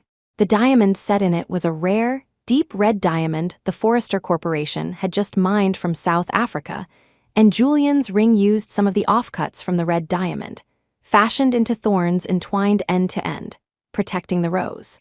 After exchanging rings, Julian lightly kissed the hand on which Stella wore the ring. "In my life, you will always be my only one." Stella was so moved she covered her lips, tears instantly streaming down, her voice trembling as she spoke. "Me too." Simon finally couldn't hold back. Just as he was about to move, Penelope Penny White, sitting beside him, smiled gently, grabbed his hand, and forcefully pushed him back down into his seat. Even Simon hadn't expected the gentle, quiet Penny to possess such strength. "Simon, are you all right?" Penny said, even prying open Simon's tightly clenched hand that held the ring box. Simon, having been restrained in time, had lost his earlier courage. The ring box slowly slipped from his hand, and Penny caught it just in time. Coincidentally, at that moment, Stella turned and threw her bouquet. As luck would have it, the bouquet landed right in Penny's arms. Penny smiled. Amidst the teasing cheers of the crowd, she tightly gripped the ring box and, looking at Simon, said word by word, "See, even fate favors us, don't you agree, Simon?" Simon had absolutely not expected Penny to make such a move in his eyes. Penny hadn't shown much interest in him either. Jason translated text. "No, that's not right." Simon shook off Penny's hand. But his refusal was drowned out by the crowd's clamor. Simon looked at the happily embracing Stella and Julian, feeling his heart bleed. "You were the one who wanted to feign amnesia. You should have carried it through," Penny whispered in Simon's ear. Simon was almost angered to the point of laughing. Yes, everything now was of his own making. Simon admitted he still couldn't be magnanimous, couldn't bear to watch the woman he loved marry another man. But what was done was done. What could he do? Simon didn't even know how he managed to watch the entirety of Stella's wedding. After returning home, Simon opened the basement door and locked himself inside. The basement held everything related to Stella, including the gifts Simon had bought for her over the years. He touched each one, whether it was a painting Stella had once given him or clothes Stella had once worn. Simon stayed in the basement for a very, very long time. Finally, he decided to anonymously mail all the unsent gifts to Stella. No matter how Stella handled them, at least his intentions had been conveyed. After Stella and Julian returned from their honeymoon, she saw the anonymously sent package at the company. Chapter 25, Stella Gardner opened the package and found various items inside. Some were beautiful pieces of jewelry, others a simple, scented bookmark. She didn't even need to guess who had sent them. Julian Forrester, of course, also recognized them at a glance. His eyes deepened, and he lightly squeezed the soft flesh at Stella's waist, half threateningly. "I wonder which admirer of yours sent these gifts. Think carefully, are you sure you want to keep them?" If Stella dared to say yes, she was certain Julian, that jealous man, would definitely fly into a rage. Stella just felt a tickle at her waist and couldn't help but laugh. No, I'll leave them all for you to handle, hubby," Stella deliberately teased Julian. Unfortunately, Julian was thick-skinned and didn't blush or show any sign of a racing heart, just coolly grunted in acknowledgement. Seeing the CEO and his wife bantering and their obviously strong relationship, the employees of Forrester Corporation felt like their teeth were about to rot from all the sweetness. Simon Locke did not end up with Penelope Penny White. Instead, it was a leaner Locke who seemed bewitched by Penny, insisting that Simon marry her. Later, seeing Simon stubbornly refuse, she changed her tune and said she wanted to adopt Penny as her goddaughter. Simon remained quiet for a long time, so long that people were about to forget the entanglement between him and Stella. But Simon asked himself, had he really given up? No, he had never given up from beginning to end. From the day of Stella and Julian's wedding, Simon had figured it out. Stella was the type who couldn't tolerate any impurity in a relationship, not even the slightest hint of disloyalty. If Simon tried to compete with Julian when Stella loved Julian the most, it would only lower his own standing in Stella's heart. But what if Julian, in Stella's eyes, also became like him? After all these events, Simon understood a principle. That is, to lift someone to the highest point and then let them fall hard that hurts the most. Previously, Stella had swiftly withdrawn when Simon loved her most, plunging him into irretrievable despair. Now, Simon wasn't about to let Julian easily win the beauty. Simon knew that when emotions ran deep, self-deception was possible, so he deliberately didn't make his move during Stella and Julian's newlywed phase or their honeymoon period. He knew best what Stella detested. Simon planted a girl named Sylvia Spencer, who bore a 5/10 resemblance to Stella, in the Forrester Corporation. After Simon's training, Sylvia's behavior and habits gradually aligned with Stella's. Her original 5/10 resemblance, enhanced by her temperament and other factors, became a striking 7 or 8/10. Sylvia didn't need to be exactly like Stella. On the contrary, she needed some unique characteristics. Simon was very satisfied with Sylvia's current state. Sometimes, when he saw Sylvia, he would feel a sense of daze. Chapter 26, Sylvia Spencer smoothly entered Forrester Corporation. She was capable, lively, and cheerful, quickly winning the affection of many. The CEO and his wife weren't easily accessible, so Sylvia wasn't in a hurry, focusing first on building good relationships with her colleagues. The coffee shop was undoubtedly the company's gossip hub. Even at Forrester Corporation, many colleagues would chat about gossip while resting there. Besides some celebrities or entertainment news, the most discussed topics were Mr. Forrester and his wife. Our Mr. Julian Forrester is not only handsome, but also incredibly capable. I really envy his wife. She has endless money without having to do anything, a female colleague said enviously. Immediately, someone else chimed in, Exactly. Don't just talk about Mr. Forrester isn't our CEO's wife, Miss Gardner, also beautiful and capable? Yeah, if I were half as beautiful and half as smart as her, I wouldn't work so hard. At this point, a few female colleagues suddenly noticed Sylvia, who was smiling nearby, and gossiped. Hey, Sylvia actually looks a bit like our CEO's wife. Do you think Sylvia might be a relative of the CEO's wife? Wow, an undercover visit? The colleagues were just joking casually. Sylvia quickly waved her hands in embarrassment, saying, I'm just lucky to look a bit similar. There are many people in the world who look alike. The colleagues continued the conversation, talking about people who looked alike. They spoke without thinking, but someone took it to heart.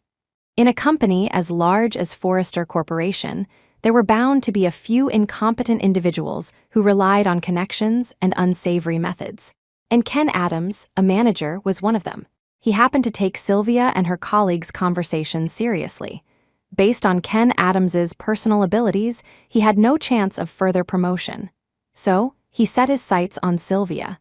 Sylvia was just a junior employee. When Ken Adams asked her to do work, she couldn't refuse and could only follow his instructions, helping him deliver some documents. After several times, coupled with Ken Adams deliberately keeping an eye on Julian Forrester, Julian actually encountered Sylvia a few times. However, Sylvia never managed to leave an impression on Julian. In Julian's eyes, all women other than his family and Stella looked pretty much the same. At most, he would temporarily remember the appearances of some business partners. Seeing that the accidental encounter tactic wasn't working, Ken Adams deliberately picked on Sylvia in front of everyone. Sylvia had just finished delivering documents to the secretarial office when she was berated and burst into tears. She quickly wiped her tears and ran towards the elevator. The CEO's private elevator opened, and Sylvia bumped right into Julian. Sorry, Sylvia kept wiping her tears. Her makeup was a bit smudged, and when she bumped into Julian, she accidentally left a mark on his clothes. How can you be so careless? What on earth happened? If you can't explain clearly, get out of Forrester. Forrester doesn't need such useless employees. Chapter 27, Julian Forrester's tone was harsh, his aura almost suffocating everyone around him. Heaven knew, Julian was thinking. My wife bought me this new suit, and it got dirty just like that. If Sylvia Spencer didn't have a reasonable explanation, Julian had no intention of letting her stay. Sylvia sobbed, her bright eyes swollen and red from crying. She tried to keep her voice steady, her tone filled with defiance. Mr. Forrester, manager Ken Adams from the marketing department deliberately bullied me, forced me to complete tasks that weren't my responsibility, insulted me, and stole my achievements. Whether you believe me or not, what I'm saying is true. I can leave Forrester, But please, you must investigate Manager Adams thoroughly, Sylvia declared, ready for a fight to the bitter end. Only then did Julian properly look at Sylvia. Manager Ken Adams from marketing, I'll remember that. I'll look into it. You can go down now. He waved his hand dismissively. The girl in front of him was crying rather unattractively and was somewhat in the way. Julian was very busy. Such matters were usually handled by his special assistant. Since it was an order from Mr. Forrester himself, the assistant naturally handled it diligently. For a time, rumors began to circulate within the company that Sylvia and Mr. Forrester had an ambiguous relationship, and it was even said that Mr. Forrester had consoled Sylvia, telling her not to cry. The rumors became increasingly outlandish, though most people only discussed them privately. What was said more often was that Sylvia was a relative of the CEO's wife, manager Stella Gardner, and that's why Mr. Forrester was nice to her. Stella naturally heard these rumors too, but she didn't pay much attention to them at first. Julian had informed her of the situation that same day, and she believed him. Gossip is gossip. They'd have new fodder eventually, no need to worry. But as time went on, the gossip about Sylvia and Julian grew, and someone even provocatively sent her many ambiguous photos. Initially, Stella could treat it as a joke, look at it, and move on. But recently, Sylvia had even added her as a contact and sent some rather suggestive messages and photos. Regardless of whether they were real or fake, Stella just found it annoying. She directly handed these over to Julian to deal with. Stella knew Julian's personality and methods. Sure enough, when Julian saw those photos and suggestive messages, he was so angry he almost smashed Stella's phone on the ground. Julian immediately knew that someone was deliberately trying to discuss them, to undermine them, unable to bear seeing them as a harmonious couple. Abroad, Stella and Julian had experienced life and death situations together. Such experiences had allowed them to completely open their hearts to each other. Such tactics now were utterly insufficient to drive a wedge between Stella and Julian. A few words were enough for them to explain things clearly to each other. They both had mouths and wouldn't let misunderstandings arise. Leave it to me. I'll give you a satisfactory explanation. Julian tapped his fingers on the desk, his sharp eyes narrowing slightly. Stella knew someone was about to be unlucky. Chapter 28, Stella Gardner and Julian Forrester had reviewed Sylvia Spencer's background and naturally noticed the changes in her. How could a person's style of dress and habits change so rapidly and without reason in such a short time? There had to be someone directing her from behind the scenes. Manager Ken Adams was incompetent and had been dealt with early on. He clearly wasn't the person behind Sylvia. That person could be someone within the company or someone else outside. Stella's eyes suddenly glinted and she deliberately poked Julian. Well, wanna act out a scene with me? A playful, wicked smile touched Julian's lips. Of course, it would be my honor. With that, Julian tipped Stella's chin with his fingertip and pressed a kiss onto her lips. Sylvia hadn't been fired yet. Julian deliberately had her do menial tasks in the secretarial office. The secretarial office was incredibly busy. Just helping with trivial matters was enough to keep one on their feet all day. And Julian wasn't someone easily seen. Most of the time, his special assistant handled communication. Sylvia twalled like this for several days. Just when everyone thought Julian had changed his affections, taken a fancy to Sylvia, and sent her there to enjoy herself, Sylvia truly had unspoken grievances. Even if she said she was just doing menial work in the secretarial office, no one believed her. Instead, people assumed Sylvia was just being modest. More importantly, these past few days, Sylvia had been chauffeured to and from work by Julian's car. Anyone who saw this would assume they had an ambiguous relationship. Manager Stella Gardner hadn't been commuting with Julian during this time either, instead walking alone. Many people were gossiping, saying that this was just how marriages in wealthy families where the affection was all just a manufactured gimmick. In the end, they all played their own games. Simon Locke had been keeping a close watch on everything related to Stella. He had also seen the news coming from Sylvia's side. However, he didn't entirely believe it. Simon thought Sylvia might have succumbed to Julian's charms and was deliberately lying to deceive him. But in reality, everything Sylvia said was true. It was true Julian chauffeured her to work. But she sat in the front passenger seat, listening to the special assistant and Julian discuss work matters in the back. They didn't even discuss work in English or any common language. Perhaps fearing she would understand, they deliberately used French. If Sylvia told these facts, no one would believe her. After all, Julian had indeed given her bags and perfume, and he gave them to her just as she was about to get out of the car to go to work. Sylvia had no choice but to take them to her workstation.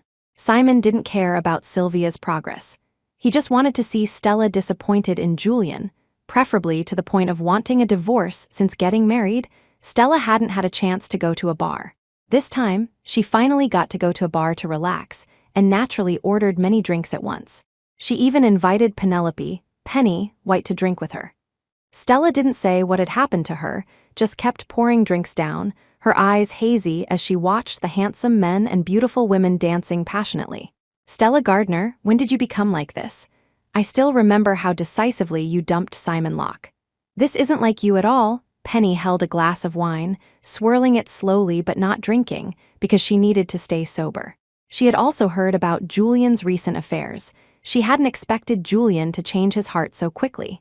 Stella remained silent, her eyes melancholic and dejected. She gave Penny a bitter smile, then tilted her head back and drained the wine in her glass. Penny sighed but didn't try to persuade her further, just quietly watched Stella drink glass after glass. Many people were eyeing Stella and Penny, these two beauties, one cool, one vibrant, and some were even hoping to find someone vulnerable to take advantage of. Simon had been waiting in the shadows for a long time. He finally rushed out, snatched the wine glass from Stella's hand, and smashed it on the floor. Chapter 29, Stella Gardner, look at yourself now. Where's the ruthlessness you showed me back then? Simon Locke's face was cold as he shielded Stella, preventing others from coveting her. What's so great about Julian Forrester? He changed his heart. So you change yours too. What's the point of drinking your sorrows away here? Hearing Simon's words, Stella suddenly looked up and smiled. Simon Locke, on what grounds are you saying this? Didn't you lose your memory? What, is your brain fixed now? Stella's words were sharp and barbed, showing Simon no mercy. The color drained from Simon's face. He smiled bitterly. Stella Gardner, I've truly lost to you. He paused, then continued. Is that what you think of me? I can fall in love with you once, and I can fall in love with you a second time. Actually, after the car accident and losing my memory, although I forgot you, my heart here. Simon grabbed Stella's hand and pointed to his chest. It was still beating wildly for you even if I forgot our past. My body's memory kept reminding me that I still loved you. As Simon spoke, he seemed somewhat vulnerable. Hearing this, Stella suddenly burst out laughing. Simon Locke, you can deceive yourself, but you can't deceive me. You never lost your memory, did you? This whole Sylvia Spencer affair, that was you too, wasn't it? Stella grabbed Simon's collar, questioning him. Actually, Stella wasn't 100% sure. These past few days, Julian had used this opportunity to thoroughly investigate Forrester Corporation from top to bottom, uncovering a few bad apples, but none were related to this incident. Stella knew that. If it wasn't someone from within Forrester Corporation, then the scope of suspicion narrowed considerably. A few people in the Forrester family disliked Julian, and on Stella's side, there was Simon. Simon was full of flaws and inconsistencies. Stella knew him so well. How could she not guess? She just hadn't expected Simon's acting skills to have become so good. Seeing his little scheme exposed by Stella, Simon said helplessly, Stella Gardner, you're truly clever. Everything I did was for you. I just want to stay by your side, even without a title is fine. Simon compromised. No matter what, he still didn't want to let go. Julian Forrester is an ordinary man too. He can also change his heart. You can change your heart too. Just make sure that when you do, your first choice is me. Simon's tone was as gentle as if coaxing a child, but the madness in his eyes threatened to swallow everything. Stella's mind was filled with confusion and disbelief. Simon had gone mad to a degree she couldn't comprehend. I think my wife won't be needing that. I am forever loyal to my wife. Changing one's heart is something only incapable and fickle people do.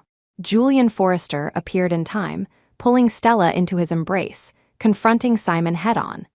The evidence of Simon instigating Sylvia to maliciously damage his reputation had been mostly collected.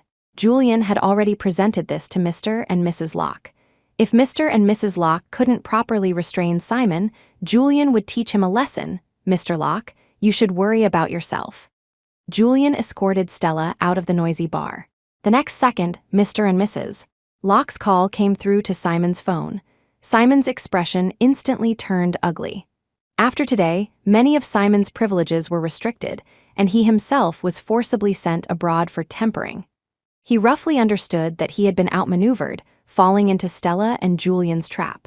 Simon just hadn't expected them to trust each other so much. He admitted even he couldn't do that. Simon had no choice but to accept defeat.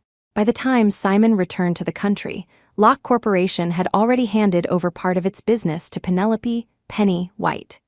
At that time, Stella and Julian's child was already old enough to run errands. Simon could only endure each day alone, guarding his own memories. By the time he completely let go, his daily life consisted only of work.